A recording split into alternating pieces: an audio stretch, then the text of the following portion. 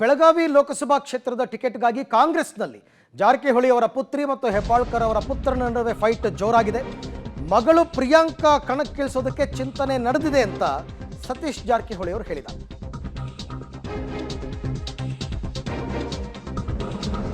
ಮಗಳು ಪ್ರಿಯಾಂಕಾ ಕಣಕ್ಕಿಳಿಸೋದಕ್ಕೆ ಚಿಂತನೆ ನಡೆದಿದೆ. ಲಕ್ಷ್ಮೀ ಹೆಬ್ಬಾಳ್ಕರ್ ಮಗ ಮೃಣಾಲ್ ಕೂಡ ಜನಾಭಿಪ್ರಾಯವನ್ನು ಸಂಗ್ರಹಿಸಿದ್ದಾರೆ. ಸಚಿವರ ಸ್ಪರ್ಧೆ ಬಗ್ಗೆ ಹೈಕಮಾಂಡ್ನಿಂದಲೂ ಒತ್ತಡ ಇದೆ. ನೋಡೋಣ ಏನಾಗುತ್ತೋ ಅಂತ ಸತೀಶ್ ಜಾರಕಿಹೊಳಿ ಅವರು ಪಬ್ಲಿಕ್ ಟಿವಿ ಜೊತೆ ಎಕ್ಸ್ಕ್ಲೂಸಿವ್ ಆಗಿ ಮಾತನಾಡಿದರು. ಹಾಗೂ ಚಿಕ್ಕೋಡಿ ಲೋಕಸಭಾ ಕ್ಷೇತ್ರದಲ್ಲಿ ಬಹಳಷ್ಟು ಚರ್ಚೆಗಳು ನಡೀತಾ ಇರುವಂಥದ್ದು. ನಮ್ಮ ಜೊತೆ ಮಾತಾಡಲಿಕ್ಕೆ ಸ್ವತಃ ಸತೀಶ್ ಜಾರಕಿಹೊಳಿ ಇದ್ದಾರೆ. ಶಾಸಕರು, ಸಚಿವರು, ಹಿರಿಯರು, ಎಂದ ರಾಜಕಾರರು ಬಹಳಷ್ಟು ಬಲ್ಲವರು. ಸರ್, ಏನು ಹೇಳ್ತೀರಾ ಸರ್? ಸೊ ಈಗಾಗಲೇ ಕೆಲವು ನಾವು 7 ಘೋಷಣೆ ಮಾಡಿದ್ವಿ. ಬಿಜೆಪಿ ಅವರು ಕೂಡ ಮೊದಲನೇ ಹಂತ ಘೋಷಣೆ ಮಾಡಿದ್ದಾರೆ. ಎರಡನೇ ಹಂತಕ್ಕೆ 2 ಪಕ್ಷ ಘೋಷಣೆ ಮಾಡಬೇಕಾಗಿದೆ. ಸೊ ವಿಶೇಷವಾಗಿ ಚಿಕ್ಕೋಡಿ ಮತ್ತು ಬೆಳಗಾವಿ ಸೊ ಅಂತಿಮ ಆಗಬೇಕಾಗಿದೆ. ಭಾಳ ಎಲ್ಲರೂ ಕೂಡ ಕಾತುರದಿಂದ ನೋಡ್ತಿದ್ದಾರೆ ಇಡೀ ರಾಜ್ಯ. ಸೊ ಹೀಗಾಗಿ ನಾವು ಅಂತಿಮವಾಗಿ ಹೆಸರನ್ನು ಹೇಳಬೇಕಾಗಿದೆ ನಮ್ಮ ವರಿಷ್ಠರಿಗೆ. ಸೊ ಈ ಸಂದರ್ಭದಲ್ಲಿ ಒಂದು ಹಂತದ ಪ್ರವಾಸ ಮಾಡಲಿಕ್ಕೆ ನಿರ್ಣಯ ಮಾಡಿದ್ದೇವೆ. ಅಂದ್ರೆ ಪ್ರತ್ಯೇಕವಾಗಿ ಶಾಸಕರನ್ನು ಕೇಳಬೇಕು, ಅಲ್ಲಿ ಅವ್ರ ಕಾರ್ಯಕರ್ತನ ಕೇಳಬೇಕು. ಸೊ ಹೀಗಾಗಿ ನಿನ್ನೆ ಚಿಕ್ಕೋಡಿ 4 ಕಾನ್ಸ್ಟಿಟ್ಯೂನ್ಸಿಯನ್ನು ಪ್ರವಾಸ ಮುಗಿಸ್ತೀವಿ. 4 ನಾಳೆ ಮಾಡ್ತಾ ಇದ್ದೀನಿ. ಸೊ ಅದೇ ರೀತಿ ಬೆಳಗಾವಿ ಕೂಡ ಒಂದು ಸುತ್ತಿನ ಪ್ರಚಾರ ಮಾಡಿ ಅಂತಿಮವಾಗಿ ನಮ್ಮ ಅಭ್ಯರ್ಥಿಗಳ ಹೆಸರನ್ನ ಹೈಕಮಾಂಡ್ಗೆ ಹೇಳಲಿಕ್ಕೆ ನಾವು ಒಂದು ಮಾನದಂಡ ಮಾಡಿದ್ವಿ. ಬೈ ಎಲೆಕ್ಷನ್ ಬಹಳ ಕಡಿಮೆ ಅಂತರದಲ್ಲಿ ತಾವು ಏನಂತಂದ್ರೆ ಪರಾಜಯವಾದರು. ಈ ವಿಚಾರದಲ್ಲಿ ಪ್ರಿಯಾಂಕಾ ಜಾರಕಿಹೊಳಿನ ಬೆಳಗಾವಿಯಿಂದನೇ ಸ್ಪರ್ಧೆ ಮಾಡಬೇಕು ಹಾಗಂತ ಬಹಳ ಚರ್ಚೆ ನಡೀತಾ ಇದೆ.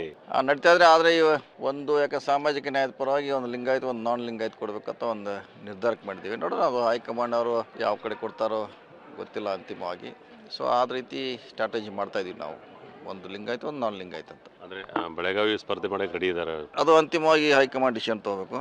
ಸೊ ಅದಕ್ಕಿಂತ ಪೂರ್ವವಾಗಿ ನಮ್ಮ ಕಾರ್ಯಕರ್ತರ ಅಭಿಪ್ರಾಯ ಭಾಳ ಮುಖ್ಯ, ಶಾಸಕರ ಅಭಿಪ್ರಾಯ ಭಾಳ ಮುಖ್ಯ. ಯಾಕಂದ್ರೆ ಚುನಾವಣೆ ಮಾಡೋರು ಅಂತಿಮವಾಗಿ ಶಾಸಕರು, ಕಾರ್ಯಕರ್ತರು. ಹೀಗಾಗಿ ಅವ್ರ ಮೇಲೆ ನಾವು ಡಿಪೆಂಡ್ ಆಗಿದ್ದೀವಿ. ಸೊ ಇನ್ನೊಂದು 2-3 ಸಲ ಅಂತಿಮವಾಗಿ ನಮ್ಮ ನಿರ್ಧಾರವನ್ನು ಪ್ರಕಟಿಸ್ತೀವಿ. ಬೆಳಗಾವಿಯಿಂದ ಹೆಬ್ಬಾಳ್ಕರ್ ಈಗಾಗಲೇ ಕೆಲಸ ಸ್ಟಾರ್ಟ್ ಮಾಡಿದ್ದಾರೆ. ಕೆಲಸ ಅಂದರೆ ಅವರು ಅಭಿಪ್ರಾಯ ಕೇಳ್ತಿದ್ದಾರೆ. ಕೆಲಸ ಅಂದರೆ ಅವರು ಎಲ್ಲಿ ಎಲ್ಲ ಕೇಳ್ತಿದ್ದಾರೆ, ಅವರು ನಮ್ಮ ಥರನೇ ಕೇಳ್ತಿದ್ದಾರೆ ಈ ರೀತಿ. ಸೊ ಅಂತಿಮವಾಗಿ ಇನ್ನೂ 2-3 ಸಲ ಅಂತಿಮ ಆಗ್ಬೋದು. ಅಷ್ಟರೊಳಗೆ ನಮಗೆ ಬೇಕಲ್ಲ, ನಾಳೆ ಶಾಸಕರು ತಯಾರಾಗಬೇಕು, ಕಾರ್ಯಕರ್ತರು ತಯಾರಾಗಬೇಕು. ಸೊ ಅದನ್ನು ಅಭಿಪ್ರಾಯ ಸಂಗ್ರಹ ಮಾಡಲಿಕ್ಕೆ ಅವರು ಪ್ರಯತ್ನ ಮಾಡ್ತಿದ್ದಾರೆ. ಕಡೆಯದಾಗಿ ಏನಂದ್ರೆ ಸರ್, ಹೈಕಮಾಂಡ್ ಅವರು ಭಾಳ ಸೀರಿಯಸ್ ಆಗಿ ತೊಗೊಂಡ್ರೆ ನೀವೇ ಇಬ್ಬರು ಅಂದರೆ ಇಬ್ಬರು ಸಚಿವರೇ ನಿಲ್ಲಬೇಕು ಹಾಗೆ ಅಂತ ಹೇಳಿದ್ರು ಅಂತ. ಅದೇನು ಇಲ್ಲ, ಹೇಳಿದಂತೆ ನಿಜ, ಆ ಥರ ಪ್ರಶ್ನೆ ಇಲ್ಲ. ಆದರೂ ನಾವು ಕೂಡ ಅಂತಿಮವಾಗಿ ಸೈನಿಕರನ್ನು ಕೇಳಬೇಕಾಯ್ತು. ಯಾಕೆ ವಿದ್ದಾಡೋರು ಅವರು ಮುಖ್ಯ ನಮಗೆ, ಅಲ್ಲಿ ಲೋಕಲ್ ಕ್ಯಾಪ್ಟನ್ ಮುಖ್ಯ. ಹೀಗಾಗಿ ಅವ್ರನ್ನ ಭೇಟಿಯಾಗಿ ಅವರ ಅಭಿಪ್ರಾಯ ಪಡಿತಾ ಇದ್ದೀವಿ. ನೋಡೋಣ, ಇನ್ನೊಂದು 2-3 ಸಲ ಸ್ವಲ್ಪ ಸ್ಪಷ್ಟ ಆಗುತ್ತೆ. ಕಡೆ ಪ್ರಶ್ನೆ ಸರ್, ಪ್ರಿಯಾಂಕಾ ಅವರು ಸ್ಪರ್ಧೆ ಮಾಡೋದು ಮನೆಯಲ್ಲಿ ಒಂದು ಸ್ವಲ್ಪ ವಿರೋಧ ಇತ್ತು.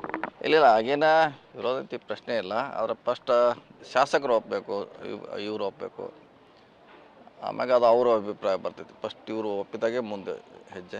ಸೊ ಆ ರೀತಿ ಏನಿಲ್ಲ. Okay sir, thank you sir. ಇದು ಏನಂತಂದರೆ ವಿಶೇಷವಾಗಿ ಎಲ್ಲಾಂದರೆ ಸೈನಿಕರು ಒಪ್ಪಬೇಕು, ಅಂದರೆ ಕಾರ್ಯಕರ್ತರು ಒಪ್ಪಬೇಕು. ಕಾರ್ಯಕರ್ತರು ಒಪ್ಪಿದ ಮೇಲೆ ಏನಂತಂದರೆ ಅವೆಲ್ಲವೂ ಕೂಡ ಡಿಸಿಷನ್ ಆಗ್ತದೆ ಅಂತೇಳಿ ಪ್ರಿಯಾಂಕಾ ಅವರು ಬೆಳಗಾವಿಯಿಂದ ಸ್ಪರ್ಧೆ ಮಾಡ್ತಾರೆ ಅಥವಾ ಚಿಕ್ಕೋಡಿ ಸ್ಪರ್ಧೆಗೆ ಇನ್ನೂ ಕೂಡ ನಿರ್ಧಾರ ಆಗಿಲ್ಲ ಅಂತೇಳಿ ಸತೀಶ್ ಜಾರಕಿಹೊಳಿ ತಿಳಿಸಿದ್ದಾರೆ. ಕ್ಯಾಮ್ರಾ ಪರ್ಸನ್ ವಿನಾಯಕ್ ಜೊತೆ ದಿಲೀಪ್ ಕುರಂದೋಡಿ, ಪಬ್ಲಿಕ್ ಟಿವಿ, ಬೆಳಗಾವಿ. ಸತೀಶ್ ಜಾರಕಿಹೊಳಿ ಅವರು ತಮ್ಮ ಪುತ್ರಿಯ ಸ್ಪರ್ಧೆ ಬಗ್ಗೆ ಹೌದು ಅಂತಲೂ ಹೇಳಿಲ್ಲ, ಇಲ್ಲ ಅಂತಲೂ ಹೇಳಿಲ್ಲ. ಕೆಲವೆಲ್ಲ ಏನೇನು ಗಾಸಿಪ್ಗಳು ಬರ್ತಾ ಇತ್ತು, ನಿಜ ಅದು. ಅವರು ಟ್ರೈ ಮಾಡ್ತಾ ಇದ್ದಾರೆ, ಹೆಬ್ಬಾಳ್ಕರ್ ಮಗನೂ ಟ್ರೈ ಮಾಡ್ತಾ ಇದ್ದಾರೆ, ಜನಾಭಿಪ್ರಾಯ ಸಂಗ್ರಹಿಸ್ತಾ ಇದ್ದಾರೆ. ಅಂತಿಮವಾಗಿ ಎಲ್ಲವೂ ಕೂಡ ವರಿಷ್ಠರಿಗೆ ಬಿಟ್ಟ ವಿಚಾರ. ನಮ್ಮಗಳ ಸ್ಪರ್ಧೆ ಬಗ್ಗೆನೂ ಒತ್ತಡ ಹಾಕಿದ್ರು, ನಾನು ಮತ್ತು ಲಕ್ಷ್ಮೀ ಹೆಬ್ಬಾಳ್ಕರ್ ಸ್ಪರ್ಧೆ ಮಾಡಬೇಕು ಅಂತ. ಸೊ ಫೈನಲಿ ವರಿಷ್ಠರು ಹೆಂಗೆ ಹೇಳ್ತಾರೆ ಹಂಗೆ ನಾವು ಕೇಳ್ತೀವಿ.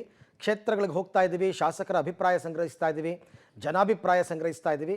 ಸೊ ಇವತ್ತು ನಾಳೆನಲ್ಲಿ ಹೈಕಮಾಂಡ್ಗೆ ಇದ್ರ ಬಗ್ಗೆ ಫೈನಲ್ ಆಗಿ ಒಂದಷ್ಟು ಮಾಹಿತಿ ಕೊಡ್ತೀವಿ ಅಂತ ನೇರವಾಗಿ ಮುಚ್ಚುಮರೆ ಇಲ್ಲದೆ ಹೇಳಿದ್ದಾರೆ ಸತೀಶ್ ಜಾರಕಿಹೊಳಿ ಅವರು.